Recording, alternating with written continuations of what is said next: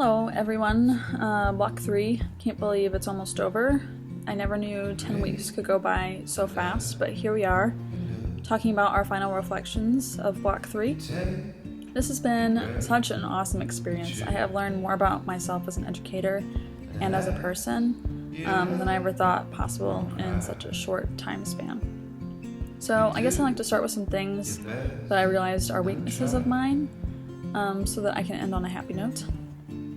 My first weakness is I think that I'm a big over-planner. I don't think that over-planning is always a bad thing, but when you put a lesson plan so high up in your priorities and steering away from that lesson plan really stresses you out, I think that that's a weakness of mine. Wanting to abide by a master plan doesn't allow for flexibility in your classroom. I didn't want my students to decide where the lesson should go, but that was hindering their learning in a big way. I need to respond to my kids more based on what I see them doing and the questions that they're asking and the conversations that they're having. If their needs take me in a different direction, then that's what needs to happen. I am shortchanging my students if I'm not adapting to their needs. These kinds of situations can't be planned, so as long as you have some goal in mind of how you want the end of your lesson to turn out, like the result of your lesson, then things will work themselves out and things can be taught in multiple ways in order to get to that result. So, my second weakness is that I need to find and implement strategies that help me check for students' understanding. So the other day we were teaching a lesson about bees, and they were learning about the bees' wax scales and how they use that wax to make their beehive. The students were asked to complete tedious paper, glue, and scissor work. I think I have an example right here. Here's a bee that they're making. I don't know if you can see it, but there's a lot of little pieces that go in here and some flaps for the wax scales. And they also have to make flowers, and they also had to cut out pollen and all kinds of stuff.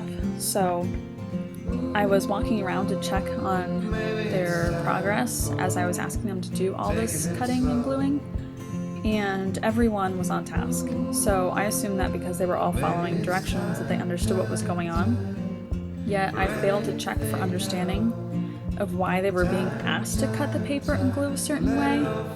There are a couple students in particular who don't speak up very often, and I will have no idea if they get it or don't get it if I do not ask them. So I should have asked them things like, did they realize the cuts they were making were spaces for where the bees store their wax? Did they realize that when they took the wax paper off their paper bee and glued it into an egg carton, they were representing the process of when the bees create a chain to pass their wax along to create their home and their food storage?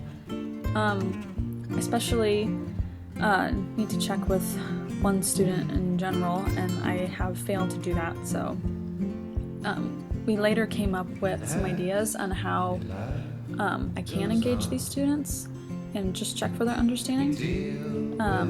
I could do things like turn and talk and listen in to see what they're saying, or I can just start up a one-on-one conversation to see if they can verbalize any understanding that they have.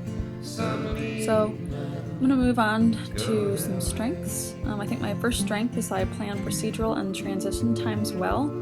I can think about the logistical aspect of a classroom before the lessons happen. I set my lessons up in a way that prevents chaotic transition times and student conflict. The other day I had set another B unit lesson that needed scissors, glue, and different sizes of paper, pens, and a few other things. I organized these items on a tray. I think 5 students shared a tray, and they were sitting on the carpet. This allowed for us to skip the step where they have to get up and get all of their materials, because sometimes that can take 5 minutes before they're even ready to begin the lesson. So that saved a lot of time. We are also strategic about how we arrange our students and pair them up to avoid disruptions and behavior issues, but also academically what's going to be best for them at that particular time. So next I have developed a mindset that all students can be successful in their own way. I wouldn't say this is something that I started implementing at the beginning, but I think I've made a huge improvement. I always wanted my students to be at the same page, doing the same things at the end of every lesson, so that I could feel like I was a success in teaching the lesson. But not all of my kids can do the same things at the same levels. I have now learned that the writing of this one student here in his writer's notebook, I don't know if you can see it, is just as much of an accomplishment as this student. They had the same amount of time. There was a free writing activity. They had the same amount of time to create that work that I just showed you. So that is both their best work, and that's okay. Even though they're so varied, that's fine. But that's something I needed to realize. The first student I showed you, he struggles to get his thoughts on a page. I know he has plenty of thoughts because he talks all the time and he has good ideas, but getting the pen to the paper is the problem. Also, success can come in the form of behavior, not just academics. One student we have is on his 4th pair of glasses since he started at the school in January. When he remembered to put his glasses in his case before recess in gym, that's a big deal. Recognizing their actions and acknowledging their effort means a lot to them, and it shows off in their work. So differentiating instruction to allow for these students to be successful is really key. This should be built into every lesson that we teach. So finally, I think I'm really good at reflecting on my teaching practices. You're always talking about how did that go? This worked, this didn't work. Let's talk to our teacher, let's talk to each other.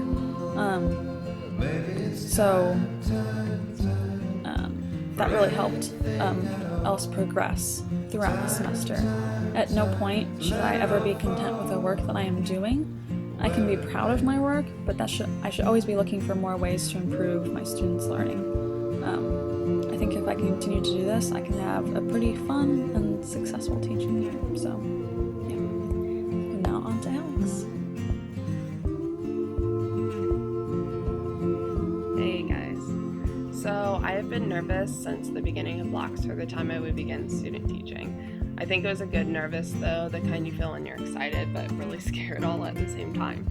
So having 24 second graders look to you to help them grow and learn is a scary thought to a lot of people. And through my time in blocks, and especially student teaching, I've learned from so many mentor teachers, my teaching partner, coaches, but also from my students a lot. I've learned about my strengths and weaknesses in the classroom and what all goes into planning units, lessons, and how important communication with students, parents, and other teachers can be.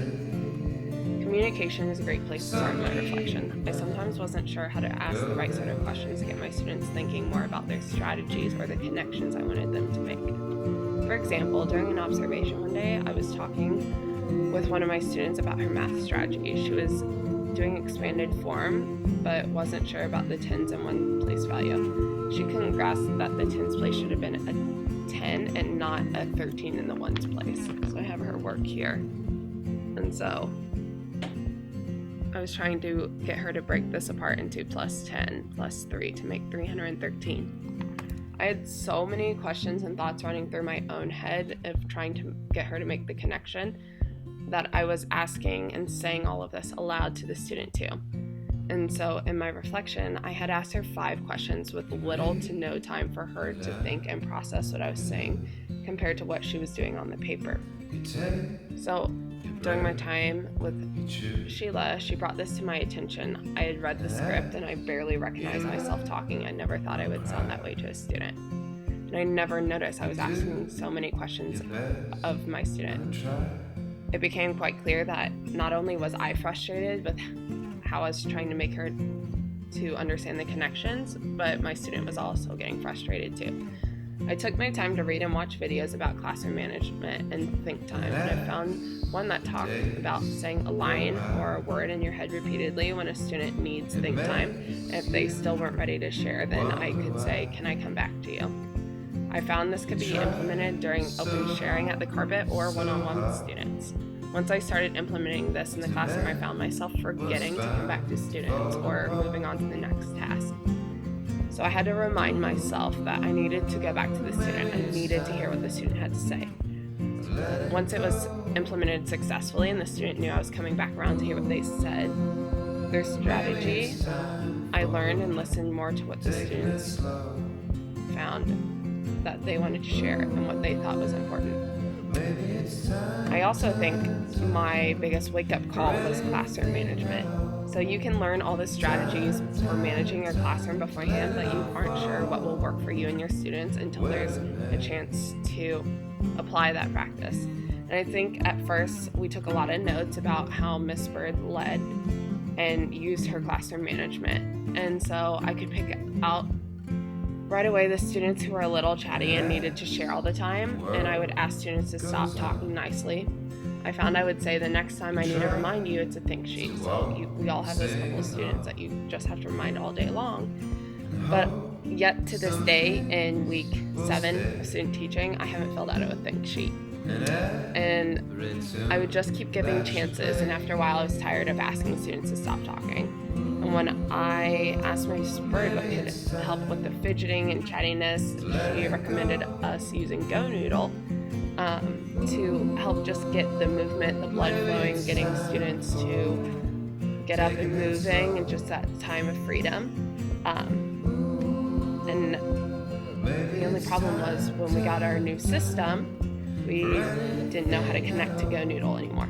And so for a couple of weeks there, we had really no backup strategy to help students get that chattiness out, and they always wanted to offer something to the conversation. And so Sheila observed and found our kids just really wanted to share, and she talked about the turn and talk method. And Allie and I had used this a couple times within our lessons, but never thought just to like openly say, if they're getting chatty, hey, why don't you turn and tell the partner next to you? Or why don't you whisper shout what you want to share or what the answer is? I have found that since we brought this up, we've caught ourselves a lot of times that so many hands are raised and we don't have time to get through each student, that the turn and talk really helps get that out and the students pay more attention. I think something really good about the classroom that I felt really comfortable in was my flexibility. And I knew I was pretty flexible and a pretty laid back person in general. So when it would come to lessons or units or whole days, we would sometimes walk in and Miss Bird would say, hey, this isn't going to work today. We have to do this, this, and this, and the school wants us to come meet here and we need to figure out something else. And I could tell sometimes it would stress Allie out, and other times, I would just say, hey, we can move this around. And sometimes we didn't have materials with us. I can remember during one of our poetry units, we didn't have all our poetry books yet. And so we had to change up the lesson. And the great part about it is with the flexibility, as long as you know the overall point that you want to get across, you can change those lessons and you can adapt to what you need to do with your students for that day. And I found that during this poetry unit, when a Soki came into our room, she actually used my lesson that I was going to teach the next week in the room that day. And so we came out and I had to go home, or I had to use it the next day, and I had to go home that next day and rewrite the whole rest of the week of poetry. But I just found that, I can be flexible like that, and I can figure something out for my students, and I know that, I'm really gonna make sure that we're getting everything we need to get done in that day or in that week. We can reach it as long as we're flexible. So I just feel like my learning, I'm just getting comfortable here and feel like I'm learning a lot, and now it's time to leave and get ready for Block 4. And so I hope everyone's experience was great, and I know mine was, and I've learned more than I ever thought I was going to learn in blocks. Alright, so we're going to talk about our collaborative piece now, and we are going to read a script because we've tried this a million times and we can't get it out. At first we talked with Miss Bird to figure out how she wanted us to teach her class. She told us that we should both be working together to teach each lesson so that we were to work together with the other second grade class to plan the lessons. We broke up the responsibilities of planning the lessons, but it was made clear to us that we should all be able to know the lesson well enough that we could teach it by ourselves. As we approached our first lessons, we were unsure of how we divided the lessons so that we could both teach at the same time. It felt choppy at first, and there were some times we didn't know how to transition from one thing to the next. Over time, we became more fluid with our co-teaching. So when Alex was teaching, I would be modeling, managing behavior, writing on the board, organizing materials, etc. When we switched roles, the other would take responsibility of whatever the other one was doing. There became very little downtime. This helped the kids stay engaged. In the beginning, we were still working on our transitions. The kids had time when they weren't doing anything and they got distracted. Bringing their attention back to the lesson took even more time, so we became more efficient with our time in the classroom. We have learned just how much is involved in teaching a lesson or planning a unit. You really have to keep the needs of your students in mind. One lesson does not fit all classrooms or students. We can teach students one idea in multiple ways. At first, we weren't really sure how to do that. If a student wasn't getting the way we were teaching it, we would often help too much in a way that was not challenging or helpful for a student. Students should struggle with the material. The longer we are in the classroom, the better we are able to redirect their thinking with questions or ways in which they can figure things out on their own. This aligns with what CFI is all about, inquiry. So I think Alex and I worked really well together, and it's really hard to come up with something that would qualify under attention, but I guess I would say that Alex has a lot going on at home with her daughter and her family, and it would sometimes stress me out being the planner that I am. So sometimes her lessons weren't posted until Sunday night, but the longer the semester went on, I realized I needed to be more flexible, and my kids and the faculty that I interact with will all be different. There is never going to be an environment where everyone does things the way I like to do things, and what works for me won't work for others. We communicate well in person and through technology, so if there's ever something we need to discuss, we can do that quickly. I have learned a lot about myself, the way that I teach from watching the way she teaches, and our conversations about our own practice. She's really good at being flexible. We can come into the classroom and Miss Bird could say, nothing that we planned to do that day is going to work, which kind of has happened before. That would stress me out, and Alex would say something like, oh, well, let's figure it out. She also shows her personality to the students during her lessons. I take everything so serious and that sometimes I forget that these are young kids who like to be goofy and have fun. I need to show the kids how much fun I am having too, because I've had a lot of fun during my experience, and Alex is a great model in this respect. Just as Allie said, I feel our teaching styles worked well together. We fell into co-teaching pretty easily. There was a moment early on in student teaching when we were still figuring out how we would work together. I'm the person who thrives in organized chaos, so I can work with noise and talking all the time. Because of this, I just kind of assumed Allie would work the same way. And when Allie and I would be working on lesson plans, I would ask a question and she'd be writing, and sometimes I wouldn't get a response back. And I thought that sometimes maybe my ideas weren't being accounted for because of the little response. And so I knew we would be working together for a while, and I thought I'd just address this with Allie one day when school was over. And when I brought it up to her, Allie informed me that when she's thinking or writing, she zones into what she's doing, and that she needs quiet to concentrate. Once I understood this about Allie, it helped me become aware of the time she needed to be quiet and think, and when I needed to be quiet. A lot of these were the moments when she would be trying to figure out logistics of a lesson, and sometimes I wouldn't even think of laying things out or having things ready as far as materials beforehand. So Allie taught me how to look for the little details in lessons that I would really need to address before I have my students. The way she organized her notes and questions beforehand was something I found I needed to do also. She taught me how to pull in my let's just talk about it and see where it goes to attitude to an actual discussion I could facilitate with questions. She also taught me that addressing any concerns right away can help open dialogue for co-teachers. I feel as though I could go to Allie for ideas throughout my continued student teaching. So I think we did a really good job of reflecting on our lessons this semester after we taught them. We usually always had questions and comments for each other or for Miss Bird to help us understand what went well and what didn't go well and maybe what we can do differently next time. We were always open to new ideas and looking for better teaching techniques and strategies. I think we both would like to improve a little bit more on building a more universal design for our lesson plans. We have so many diverse learners that we need to be mindful of how we can accommodate all of these learners. We probably could have delivered the content we were teaching in more ways. I think we did well getting them physically and mentally engaged in interactive lessons, but we could have also varied the ways in which we could have them demonstrate their skills and their knowledge. I guess we could have been more mindful of thinking about students' home life and culture when we were planning our units and lessons also. We could have played to their interest a bit more, I think. Well, as we finally feel we're settling into this teaching thing, and the kids have warmed up to us and we feel like we're getting in the swing of things and how planning's going, we're planning to phase out of our first experience of student teaching. I think for both of us it's bittersweet and we're ready to move on closer to our degree, but we are about to leave our first class ever. And bow.